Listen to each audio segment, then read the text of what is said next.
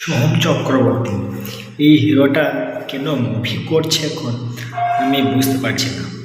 এরা হিরো ফেলু বক্সির ফেলু বক্সির যে মুভিটা করেছিল সোহম চক্রবর্তী, ফেলু বক্সি, এই ফেলু বক্সির কালেকশন কত করেছে সেটা আজকে জানতে পারলাম। এবারে ফেলু বক্সি কালেকশন করেছে 5 লক্ষ টাকা।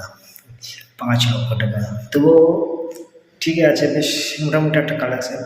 তবে আমার মতে বলে সোহম চক্রবর্তী মুভি যদি আর না করে তাহলে ভালো হবে, তার কারণ ওনার ক্যারিয়ার একবারেই ডাউন হয়ে গেছে, একবারে ডাউন হয়ে গেছে। তো যাই হোক, ফেলু বক্সের কালেকশান হচ্ছে 5 লক্ষ টাকা। তবে লর্ড বনি, আমাদের যে বনি সেনগুপ্ত, ওনার মানে 3,000 4,000 এরকম কালেকশান ছিল। তবে এই রেকর্ডটাকে কেউ ভাঙতে পারেনি আর ভাঙতে পারবেও না। যাই হোক, মেন কথা হচ্ছে ফেলু বক্সের কালেকশান 5 লক্ষ টাকা। সোহম চক্রবর্তী যে কতটা পিছিয়ে গেছে বোঝা যাচ্ছে এবার। তো যাই হোক, মেন কথা হচ্ছে একটাই কথা বলবো, এমন একটা মুভি উপহার দিন আপনি, যেই মুভিটা দেখে মানুষ খুশি হতে পারে, বুঝতে পেরেছেন? একটা ভালো কালেকশান দিন, মুভি করুন ভালো, বাস এটাই চাইবো।